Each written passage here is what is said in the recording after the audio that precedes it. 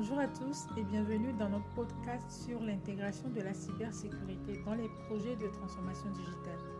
Aujourd'hui, nous allons explorer cette question cruciale en posant 10 questions clés à Sylvanus, consultant en système d'information. Prêt à partager vos connaissances, Sylvanus? Absolument. Je suis ravi d'être ici et bien le bonjour à tous nos auditeurs.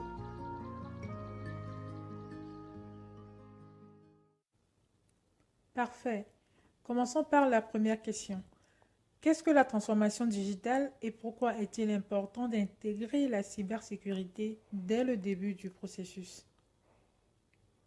Alors, quand on parle de transformation digitale, on va le décrire comme le processus par lequel les organisations adoptent un certain nombre de technologies numériques, innovantes ou non, pour améliorer leurs processus, leurs opérations, développer ou renforcer leur agilité et, sous d'autres cieux, améliorer les expériences clients. Donc, quand on pense cybersécurité aujourd'hui, on pense généralement à protection de l'information. Donc, intégrer la cybersécurité dès le début des projets est une chose essentielle pour protéger les données, pour protéger des informations relatives au projet, non seulement, mais pour protéger tout l'écosystème qui va supporter le projet tout au long. Donc, on va protéger l'infrastructure, on va protéger les systèmes qui supportent ces projets-là contre les cybermenaces.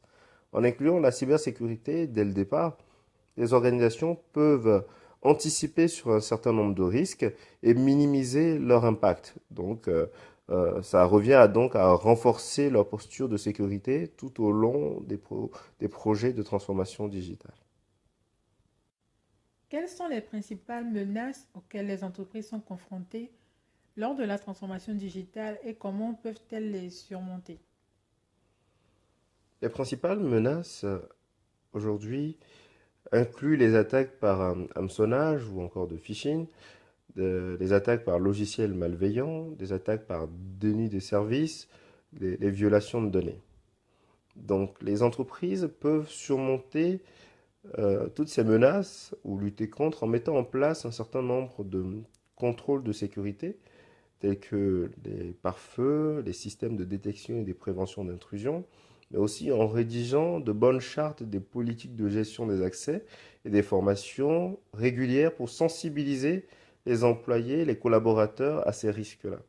Il est donc très important de surveiller l'activité de l'organisation en permanence, surveiller les activités suspectes et maintenir donc à jour tous nos logiciels contre des potentielles vulnérabilités connues. Comment les entreprises peuvent-elles alors assurer la sécurité de leurs données sensibles lors des projets de transformation digitale?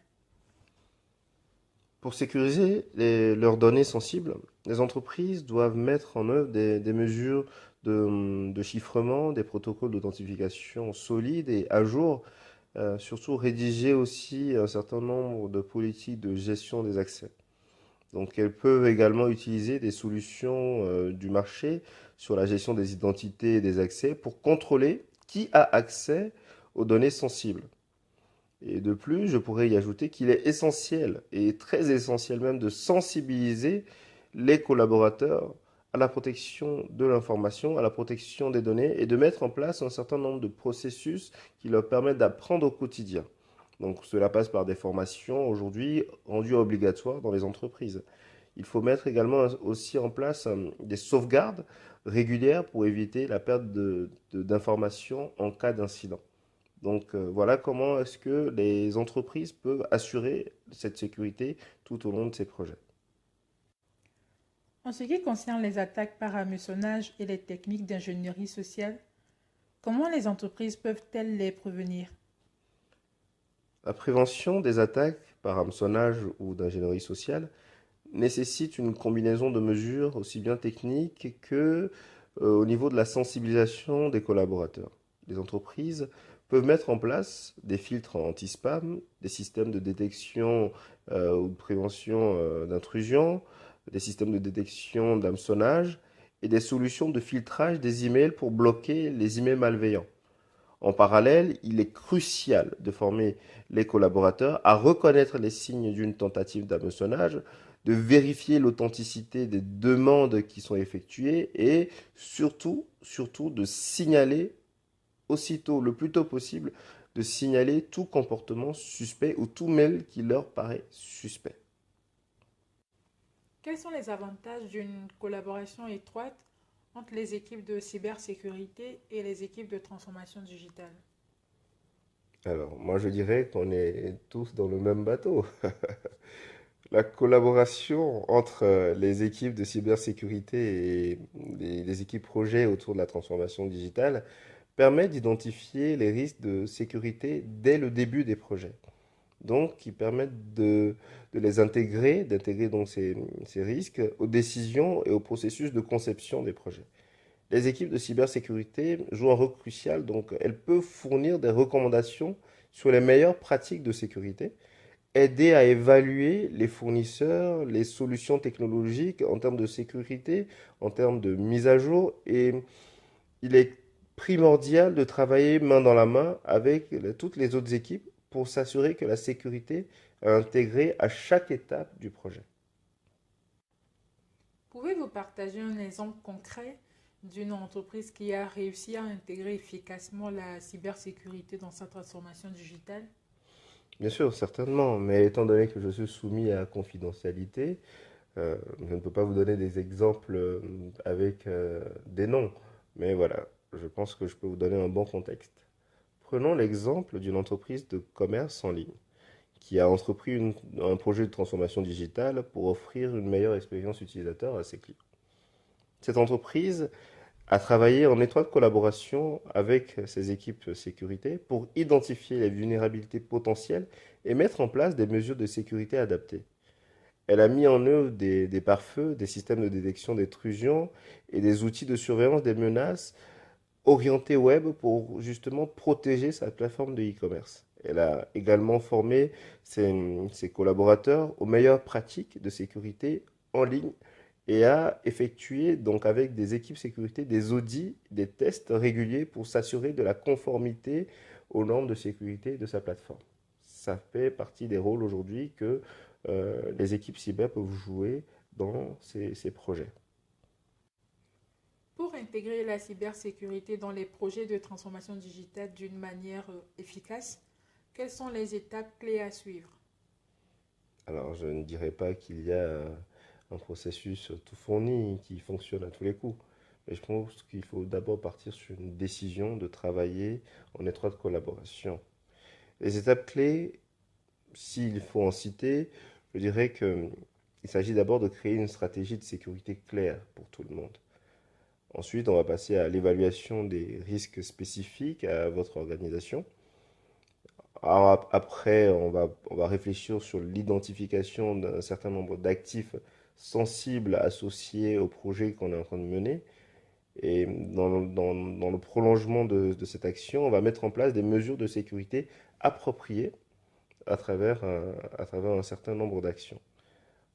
Il ne faut surtout pas oublier la sensibilisation et la formation des collaborateurs qui interviennent tout au long du projet et même après, et l'établissement d'un processus de surveillance, de réponse aux incidents, qui va permettre aussi d'avoir un minimum de garde-fous. Il est également important d'adopter une approche itérative en réévaluant régulièrement la sécurité, en faisant de manière régulière des audits, euh, que je trouve aussi très important tout au long du projet, en réévaluant les risques et en affectant ou en effectuant des ajustements à chaque étape en fonction des évolutions technologiques ou encore des évolutions ou de l'apparition de nouvelles menaces. Comment les entreprises peuvent-elles rester à jour sur les dernières tendances et les meilleures pratiques en matière de cybersécurité?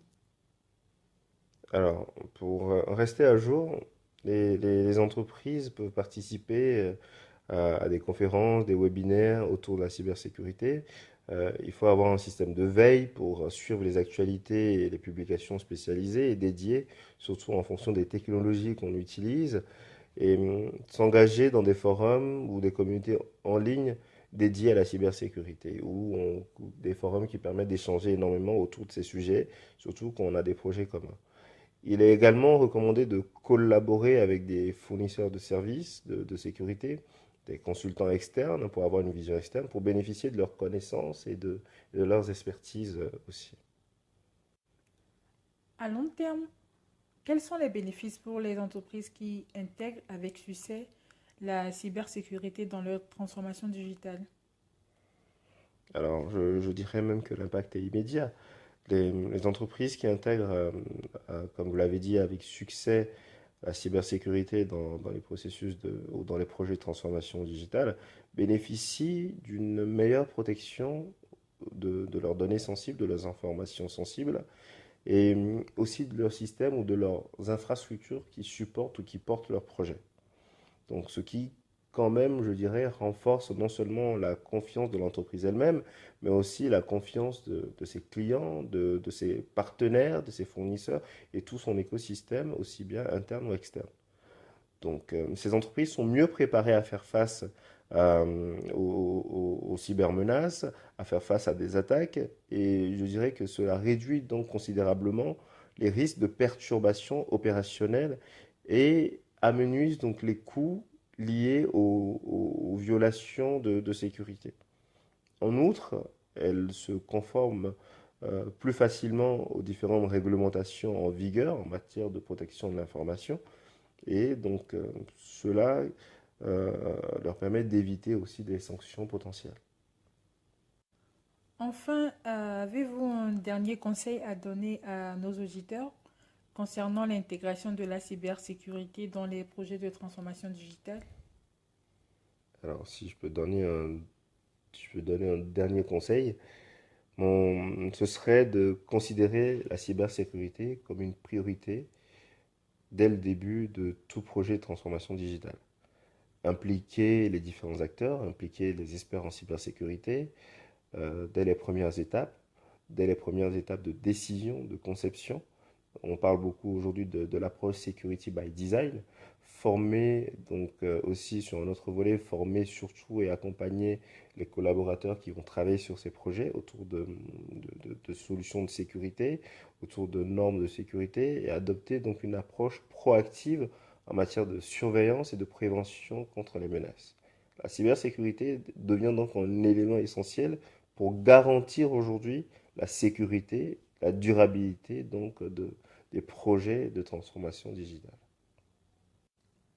Merci beaucoup Sylvanus pour ces réponses détaillées et pour avoir accepté de partager votre connaissance en matière de cybersécurité et des projets de transformation digitale.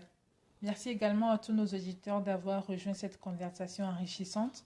Nous espérons que vous avez trouvé ces informations utiles pour sécuriser vos initiatives de transformation digitale. Si vous avez des questions ou des commentaires, n'hésitez pas à nous contacter. Et surtout, restez à l'écoute pour notre prochain épisode où nous aborderons d'autres sujets passionnants. C'était Mad Nice Beke. Prenez soin de vous et à bientôt.